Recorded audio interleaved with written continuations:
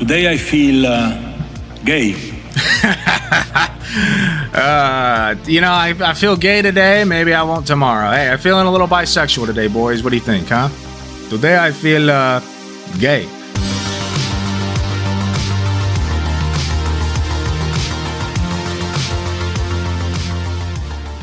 Okay, so there's a little place called Qatar, right? And actually, I guess I should have looked it up real quick because I don't even know where it is. Let's look at Google Maps real quick and see where Qatar is. All right. So we got Saudi Arabia, right? Oman and Yemen, United Arab Emirates, whatever. And then we got this little dingle right here. This little dingle, little hemorrhoid called Qatar, all right? Or Qatar is how you pronounce it, Qatar. And Qatar is a place that not a lot of people know about. It's a very tiny nation, right? Very tiny. Now, I've done a little bit of research on this, the tiniest of research. And here's what I have learned about Qatar today and yesterday. Basically, long story short is Qatar is a relatively, it's only economically successful relatively recently, right?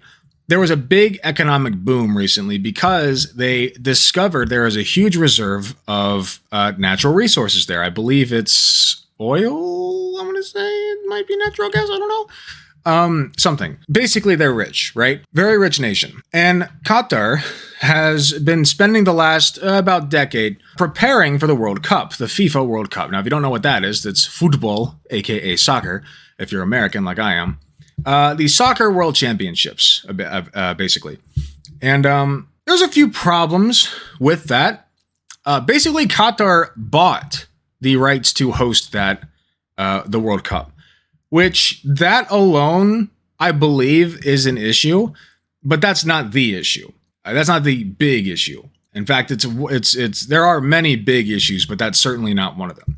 Qatar is a largely conservative country. Islamic conservative, of course. It is right next to Saudi Arabia and heavily influenced by them. So they are not very fond of the gays. They're not very fond of women, or at least women's rights. They probably love women when they're second-class citizens, I would imagine. And they're not very fond of workers' rights, as it were. There have been some frightening stories coming out about how Qatar was pulling in immigrants from various places. I don't know them off the top of my head. And basically just taking away their passports and forcing them to work in horrible conditions that, it's in inhumane conditions, basically, that they were not signing up for. They did not sign up for it. I believe it's, here, let me look real quick. Qatar World Cup chief says 400 migrant worker deaths. Although I think it's way more than 400. I heard like 6,000. I think they're, here, hold on, news. Yeah, so Qatar admitted to 400 to 500 workers dying in lead up to World Cup. That's their admission, by the way. They admitted that. Let's look at how many actually died. The deaths of migrant workers in Qatar in the build-up to this year's World Cup have drawn criticism around the world. While the tournament's organizers put the official count at 40, well, now they're saying 400 to 500, estimates by The Guardian put figures in the thousands. Here we explore the key question around an issue that has tarnished the World Cup for many fans. Why is this World Cup so controversial? World Soccer's governing body, FIFA, awarded Qatar, a country slightly smaller than Connecticut, with scant soccer pedigree, the tournament in December 2010 and a bidding process that, according to American authorities, was riddled with corruption. The shock decision sparked a frenzy of construction in the wealthy nation, which this year became the planet's biggest exporter of liquefied natural gas. It was natural gas. Studies are the type to cut off your hand for theft. Saudis? Oh yeah, Saudis, yeah. Didn't they spend like $80 billion for the FIFA? They spent insane amounts. They're losing way more than they're making, and that's on purpose. Their goal is basically they want to be like perceived as a world power. The high profile of the tournament has drawn attention to Qatar's dubious human rights record, including its hostility toward LGBT people and the dangerous and exploitative conditions faced by the vast numbers of migrant workers who have built the infrastructure. Migrant workers were indispensable to making the World Cup 2022 possible, but it has come at a great cost for many migrant workers and their families who not only made personal sacrifices, but also faced widespread wage theft, injuries, and thousands of unexplained deaths, said Rothna Begum, senior researcher at Human Rights Watch. How many migrant workers are in Qatar, and where do they come from? The population of Qatar is about 3 million, roughly 88% of whom are foreign citizens. The migrant workforce is estimated at 2 million, comprising 95% of the labor force. The migrant workforce is 95% of the labor force. Holy shit. About 1 million people are employed in construction, and another 100,000 people are domestic workers. Mostly men, a large percentage come from the Philippines and South Asian countries, including India, Pakistan, Nepal, and Bangladesh. What are they building? The first Middle Eastern country to host the World Cup finals, Qatar has spent anywhere from $220 billion to $300 billion on infrastructure projects. So yeah, your guess was $80 billion. Try $220 to $300 billion. Christ almighty. As it uses the globe's biggest sporting event as a catalyst for nation building. At a cost of $6.5 billion, Qatar has built 7 new stadiums for the tournament and renovated an 8th. Other construction projects have included major upgrades to public transport and roads, new skyscrapers, hotels, and housing, as well as Lusail, a new city that will host the final. The latest death toll.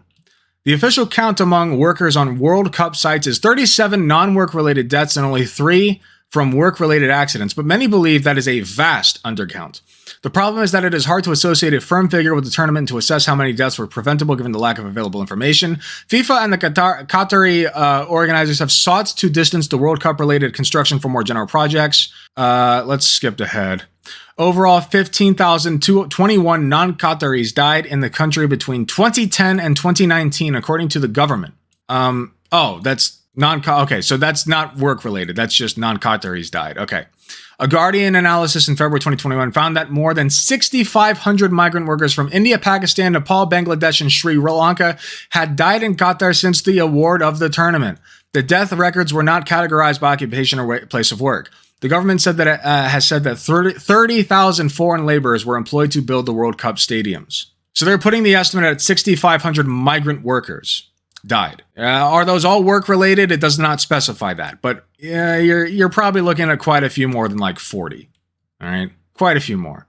How are they dying? Average high temperatures in Qatar exceed 100 Fahrenheit, 37.7 Celsius for 5 months of the year. Though the tournament was moved from summer to winter for the safety and comfort of players, officials and fans, workers are at risk of accidents, heat-related illnesses, and other ailments related to the physical and mental strains of long work hours and extreme heat. Suicide is also a concern. Oh, you don't say. Construction workers frequently live in squalid conditions that stand in stark contrast with the opulence of many of the facilities they build. That's a common feature, unfortunately, we see in today's world. People living in squalor while they build the beautiful, vast, opulent structures that we enjoy as first-class citizens, right? As rich people, basically. What have they done? The country has introduced labor law reforms in the past 5 years, though critics charge that these do not go far enough. Soccer authorities, what do they say? Teams such as Denmark and the Netherlands have been far more vocal in their criticism of working conditions and human rights than FIFA, which has banned players from wearing One Love rainbow armbands. We'll get to that in a second. Shortly before the tournament, the FIFA president Gianni Infantino urged teams to, quote, focus on the football. Infantino later claimed FIFA deserved credit for influencing Qatar to improve standards, including abolishing its abusive kafals? Worker sponsorship system, and said that criticism of the country reeked of Western hypocrisy. What? Okay. Concerns about LGBT rights, forced labor, and unsafe conditions also marred the previous World Cup in Russia in 2018. Okay. So, you guys get the idea. Not good. That is only, as we touched on a bit, the working conditions is only one part of this. Another important thing to remember is that in Qatar, if you're a woman, you are a second-class citizen, as I mentioned before. You are not seen as a full human. If you're a woman in Qatar and you have a baby and you're not married, you can literally be arrested for that. Like, it's that bad. Like, there's so much that you can't do. I believe checking into a hotel, you have to be accompanied by a man. Like, you have to have a man taking care of all of your stuff. Like, it's basically conservatorship for, like, if you're a woman, period. Which is really bad. It's not good. Additionally, being a Muslim conservative country, they are not very fond of the gays, as I said at the beginning. Let's take a look at what's going on with that. FIFA president Gianni Infantino pleaded with countries to let football take the center stage ahead of the World Cup in Qatar, but it hasn't quite worked out like that. Soccer's global governing body has found itself at loggerheads with 7 European nations over the threat of sanctions for any player wearing a One Love armband during games. Now, what does this look like? Let's take a look. There it is. There it is. You cannot wear the One Love armband. Interesting. Very interesting. The One Love Armband, which features the outline of a heart striped in different colors, was intended to be worn by captains from England, the Netherlands, Belgium, Denmark, Germany, Switzerland, and Wales at the World Cup to promote inclusion and display solidarity with people of different genders and sexual identities.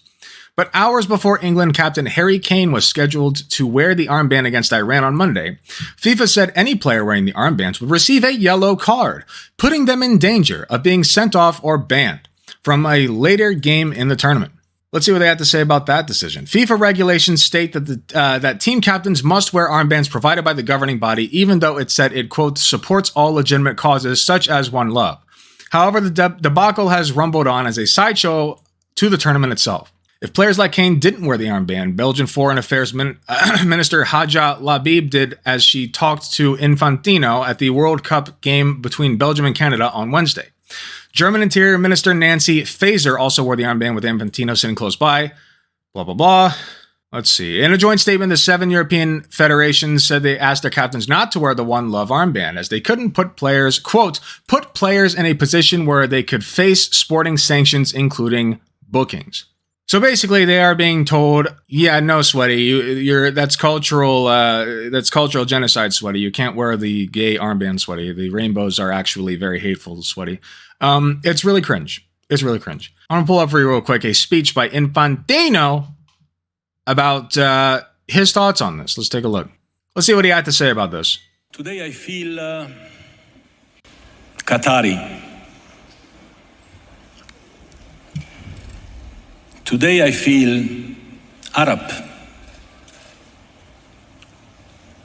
Today I feel African. Today I feel gay. I feel gay today. Maybe I won't tomorrow. Hey, I'm feeling a little bisexual today, boys. What do you think, huh? Today I feel gay. Now, if you listen to the follow alerts, you may notice a new one. Who knows? There may be one there. Today I feel disabled. Really? Today I feel a migrant worker. Of course, I'm not Qatari, I'm not Arab, I'm not African. No, you're not. Interesting how that I'm works. not disabled. I'm not really a migrant worker. But I feel like them because I know what it means to be discriminated, to be bullied. Okay, well, let's hear him out on this. Maybe he's got a point. We don't know his life. All right. Foreigner in a foreign country.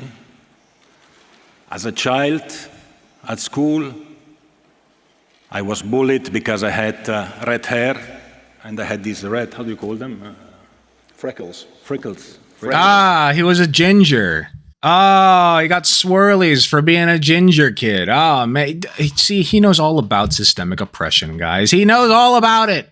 We know all the Jim Crow laws that discriminated against red-haired people and people with freckles. Wait, hold on. Actually, I don't know about those because I don't think those were a thing now that I think about it. I don't think that people have like a societal discrimination against people with red hair, at least not recently, as far as I'm aware. All right. Individual hatred is a serious problem.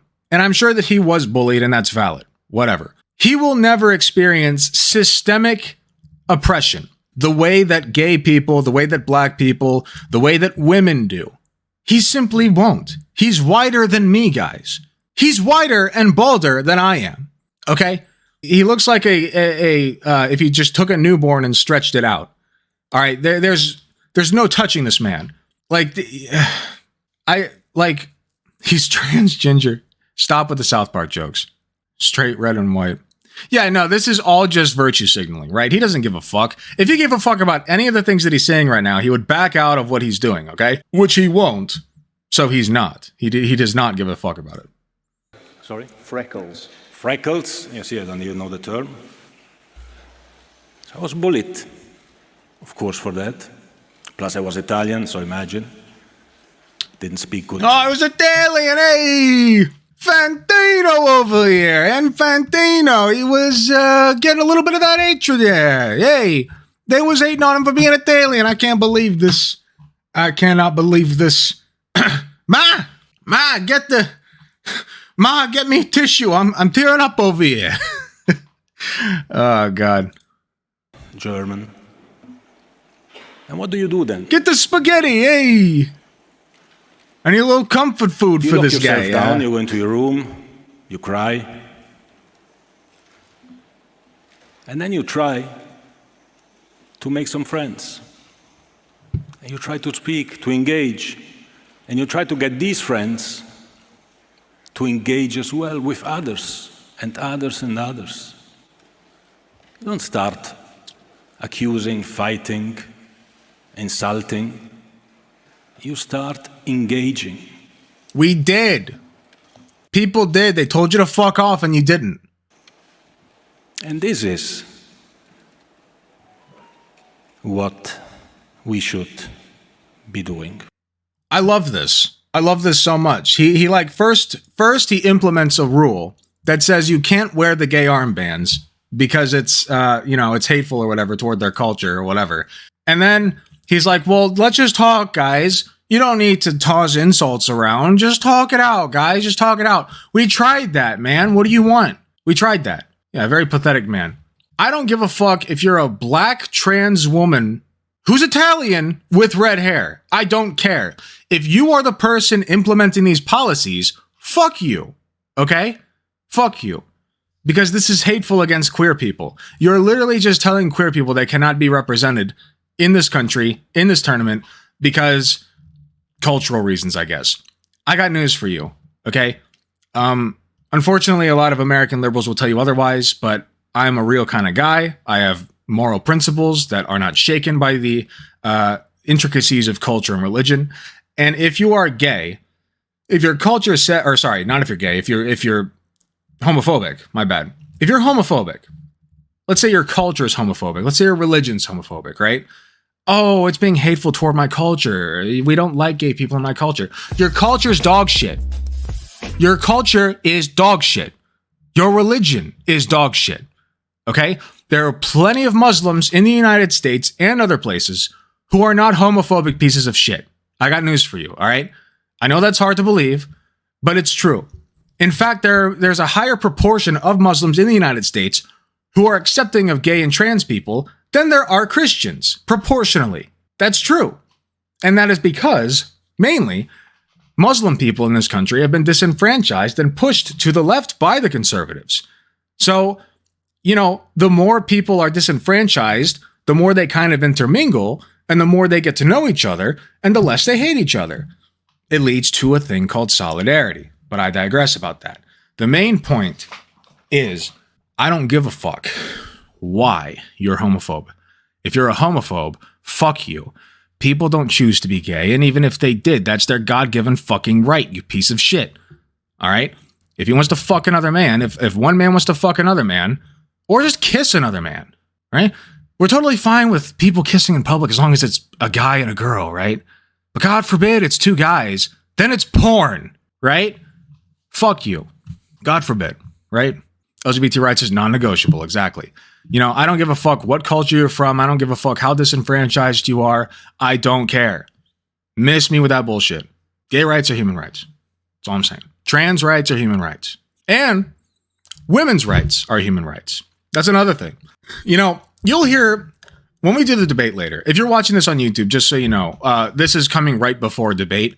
I don't know if I'll upload the debate before or after this, but just bear with me. When we go into this debate, here's what I predict. I do know some of the people who will be there. I know that Fabian Liberty's one. I know that, who else? Non-Smoker. Non-Smoker, if you don't know, is the tanky that debated with me and Dylan that one time. Or rather, he debated Dylan and I was there. But these guys are going to pull this shtick of if you talk to Non-Smoker, he's probably going to be like, oh, it's imperialism. Like, we're imposing our values onto another country. And then you'll talk to Fabian Liberty, and he'll be like, well, I just hear that liberals are all about cultural inclusivity, and now they're being so hateful towards somebody's culture, and they'll virtue signal, because they're pieces of shit too. Okay? They don't care about cultural inclusion. It's convenient for them right now, because these cultures happen to be against queer rights. Okay? That's all it's about. And I'll probably open the debate with that as well. I might. I don't know yet. But solidarity with everybody who's standing up to that piece of shit Infantino. All right. Fitting name, actually. I made the newborn joke without even looking at the name. Infantino. But yeah, solidarity with all those people. Anybody who chooses to wear the armband anyway, fucking go off. Kings and queens and emperors. All right, all of them. And Qatar does not deserve to host a world tournament. Okay, they don't deserve to. You know, I don't care how much money you have. If you're a piece of shit country, you don't deserve it. And Qatar, quite frankly, I'm sure they have many good people there, and it's unfortunate that they're trapped there, but they're a piece of shit country. They are. They don't have good values. They don't have rights for so many of their people, and that sucks. And it sucks that we think that it's okay that we can just host a tournament there in spite of all that. That really fucking sucks. Because that's capitalism, baby. That's how the world fucking turns. You got the money to do it? Well, there you go. Eat up. We should be inclusive, but as a culture, if you invoke crappy policy, that's bad on them. A country is not its people. Yes, true. Both points true. Qatar also bans straight PDA. Yeah, I believe that. They also banned, I didn't touch on this. They ban, here, just to you know, put a cherry on this shit cake, I guess. Rich World Cup ticket holders can still drink beer and alcohol in Qatar. Huh. Almost like it leads into what I just said. Alcohol is still available for fans in stadium hospitality boxes in Qatar. Alcohol will still be available to spectators in World Cup hospitality boxes in stadiums in Qatar, despite a ban on sales elsewhere in the stadium. According to reports in Hotelier, Middle East alcohol will still be available to those with match hospitality. Good shit. Hey, you got the money? You can pay for your fucking rights. There you go. Not as big of a deal as the other stuff, but just thought I'd throw that out there. They are banning the consumption of alcohol for everybody who is below a certain economic value. They're lesser people. That's great. They banned being raped. Oh yeah, I heard about that. If you're raped, you can be publicly fucking punished. It's disgusting. Like you report that you were raped to the police and then you get in trouble. It's really fucked. There's human rights violations all over the place. It's a cesspool. It's a fucking cesspool. And it's disgusting that the World Cup is allowed to take place there. A little fucking hemorrhoid hanging off of there. Okay? Goddamn hemorrhoid of the Middle East. I mean, there are a lot of fucked places in the Middle East, don't get me wrong. But since Qatar happens to be the focus right now, I'll say it. Yeah, taking free market a little too far. Anyway, that about puts a cap on this segment. So, like I said, if you are watching this on YouTube, thank you so much for watching. Be sure to leave a like and subscribe if you have not already, and leave a comment for me. Tell me your thoughts. Tell me what you think about all this. I've heard some people saying that this is cultural pushing our culture onto them or whatever. If you disagree with me, you're more than welcome to let me know that. Perhaps we could even have a debate on it. You can find my socials in the description below. I also noticed that my editor put them on the screen last time. I don't know if they'll do that again, but we'll see. Certainly don't want to give them more work, but that was interesting that they did that. I did like that. And yeah, so let me know your thoughts, and come join us in the Twitch chat, as always. It's right here. All right, you get to say your thoughts live, and I will read them, and they will be included in the video, which is pretty cool. So yeah, thanks again, and I'll see you all in the next video.